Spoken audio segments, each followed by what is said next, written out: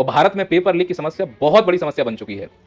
भारत में एक लंबी लिस्ट है पेपर लीक को लेकर। अगर पेपर लीक देखा जाए तो ऐसा लग रहा है कि इस पेपर लीक को कराने की एक क्रोनोलॉजी है।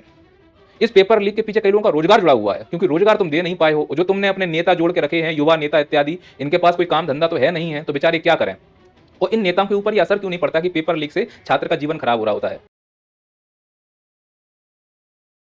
मेरे लिए कोई पार्टी और नेता ज्यादा मायने नहीं रखता, मेरे लिए मेरा देश मायने रखता है। मैं किसी पार्टी और नेता का चाटुकार नहीं हूं। ये नेता अपनी पार्टी के सगे नहीं है, हमारे देश के क्या सगे होंगे।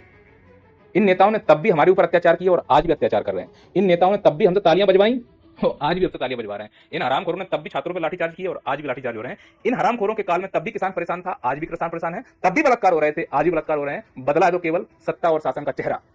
नियत इन हरामखोरों की जैसी की तैसी ही है। बस मन से खड़े होकर ऐसा भाषण देते हैं कि हमको लगेगा कि हमारा ही नेता है। और रियलिटी ये है कि इन्हें करना तब भी कुछ नहीं था और आज भी कुछ नहीं। गाल बजाना की आदत है, तब भी बजा रहे थे और आज भी बजा रहे हैं। और गाल बजाने का सबसे अच्छा उदाहरण अभी मिलेगा उत्तराखंड में हुए पेपर लीक को लेकर। समस्याओं का अंबार लग चुका है, समाधान इन लोगों के पास है ही नहीं। और वर्तमान सरकार के पास सभी समस्याओं का एक ही समाधान है, या तो उसे नजरअंदाज कर दो या धर्म और जाति की बैसाखी से उसकी नैया पार करा दो। इनके पास क्या समाधान है किसी भी समस्या का? हर चीज का जिहाद है, थूक जिहाद, मजार जिहाद, पेपर लीक जिहाद, लैंड जिहाद। इनको सिर्फ जिहाद से मतलब है। और जिहाद करते करते ये मैसेज पहुंचाते पहुंचाते 1000 करोड़ रुपए का इस व्यक्ति ने प्रचार में पैसा उड़ा दिया। इसके बाप का पैसा था। ऐसा तुमने क्या प्रचार किया और तुम्हें क्या जानकारी देना चाह रहे थे जिहाद के अलावा? 1000 करोड़ रुपए जो तुमने खर्च किए हैं, तुम इस प्रकार से प्रचार जिहाद करने में लगे हुए हो। यही 1000 करोड़ रुपए अगर तुम सिस्टम में डाल देते तो आज ये पेपर लीक की समस्या देखने को नहीं मिलती। और भारत में पेपर लीक की समस्या बहुत बड़ी समस्या बन चुकी है। भारत में एक लंबी लिस्ट है पेपर लीक को लेकर। अगर पेपर लीक देखा जाए तो ऐसा लग रहा है कि इस पेपर लीक को कराने की एक क्रोनोलॉजी है। इस पेपर लीक के पीछे कई लोगों का रोजगार जुड़ा हुआ है, क्योंकि रोजगार तुम दे नहीं पाए हो। जो तुमने अपने नेता जोड़ के रखे हैं, युवा नेता इत्यादि, इनके पास कोई काम धंधा तो है नहीं है, तो बेचारे क्या करें। और इन नेताओं के ऊपर ये असर क्यों नहीं पड़ता कि पेपर लीक से छात्र का जीवन खराब हो रहा होता है। तो क्या कर रहे हो, इतने पढ़े लिखे हैं ये लोग, इनका पूरा जीवन ही नकल करके पास करके हुआ है, तो उनको लगता है नकल होना, पेपर लीक होना सामान्य प्रक्रिया है। अगर कोई संवेदनशील और पढ़ा लिखा नेता होता तो इतने में घबरा जाता, उसको रात को नींद नहीं आती। यहाँ तो हर राज्य में हर समय जब भी देखो पेपर लीक, जब देखो एग्जाम कैंसिल, जब देखो पेपर लीक, जब देखो एग्जाम कैंसिल। कभी कभी एग्जाम होने के बाद पूरी की पूरी भर्ती ही कैंसिल, जैसे राजस्थान की ऐसा ही हुई। तो इसे नकारापन नहीं कहें, मक्कारेपन नहीं कहें तो क्या कहें? क्यों हम समर्थन में खड़े हैं? क्या हो जाएगा ऐसे नकारा मक्कारों का समर्थन करके? ये तो साले अपनी अय्यासी की काट रहे हैं। इनके लड़के साले विदेश में पढ़ रहे हैं, तुम्हारे हमारे बच्चे रोड पर आकर धरना दे रहे हैं। ये ऑर्डर देगा, लाठियों से उनको कूट दिया जाएगा। साले आके कह देंगे कि यह नकल जिहाद है। अरे तुम्हारी असफलताओं का ठेका तुम दूसरे के ऊपर क्यों फोड़ रहे हो? और जिहाद अगर हो रहा है तो तुमको इसीलिए लाए थे ना कि जिहाद ना हो इस देश में।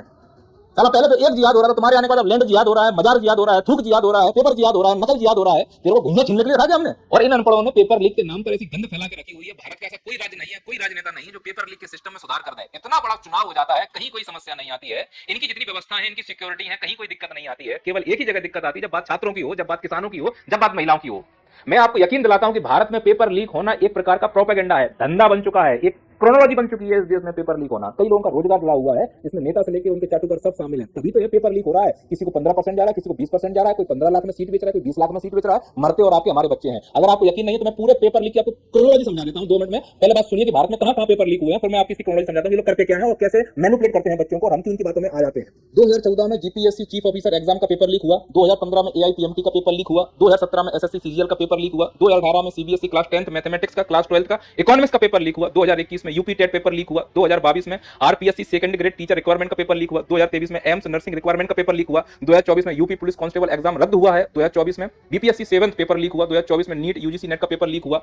आप यूं समझिए कि एक लंबी लिस्ट है, लेकिन इसके बाद भी कुछ नहीं कर पा रहे हैं। वो सरकार जो विश्व गुरु बनने का दावा करते हैं, इनकी इतनी औकात नहीं है। जो अपने आप को डिजिटल इंडिया बोलते हैं, इनकी औकात नहीं है कि इस प्रकार के पेपर लीक को रोक लिया जाए। क्यों नहीं रोक पा रहे हैं? क्योंकि ये खुद साले इसमें संलग्न है। इनकी क्रोनोलॉजी में आपको समझाऊंगा तो आपको लगेगा कि कैसे जनता को मैनिपुलेट किया जा रहा है। पेपर लीक कैसे कैसे हुआ वो आपको समझ में आ गया। और रही बात उत्तराखंड की, तो उत्तराखंड की भी एक लंबी लिस्ट है, वो भी सुन लो कि कैसे कैसे पेपर लीक हुआ है। 2016 में वन रक्षा भर्ती परीक्षा में धांधली हुई, 2018 में फिर से वन रक्षा भर्ती परीक्षा में धांधली हुई, 2021 में यूके ट्रिपल एससी में धांधली हुई, 2023 में जीबी पंत कृषि और प्रौद्योगिकी विद्यालय में धांधली हुई, और 2025 में फिर से UK triple SC graduate level के एग्जाम में धांधली हुई है, जिसको लेकर आज बच्चे धरने पर बैठे हुए हैं। तो ये पेपर लीक होने का षड्यंत्र सभी राज्यों में है। क्योंकि अभी हाल ही में उत्तराखंड में हुआ है, इसलिए मैं उत्तराखंड का उदाहरण ले रहा हूं। किसी भी पार्टी की सरकार हो, सपा हो, बसपा हो, कांग्रेस हो, बीजेपी हो, सबके सब साले संलग्न है इस प्रोसेस में। मैं इसकी क्रोनोलॉजी समझा दूंगा। पेपर लीक होता है, फिर ये क्या करते हैं, फिर आगे प्रोसेस क्या होगा और हम क्यों भूल जाते हैं। हमें भूलने की आदत है। पहलगाम हुआ, मैच करा दिया, हम भूल गए, सब खुश हैं कि हम फाइनल जीत गए हैं। अरे हमें भूलने की आदत है, इन्हें मालूम है कि जनता भूल जाएगी। और ऐसे ही एक क्रोनोलॉजी है पेपर लीक होने की। हर बार होता है, हम चिल्लाते हैं, मलाटी खाते हैं, भूल जाते हैं।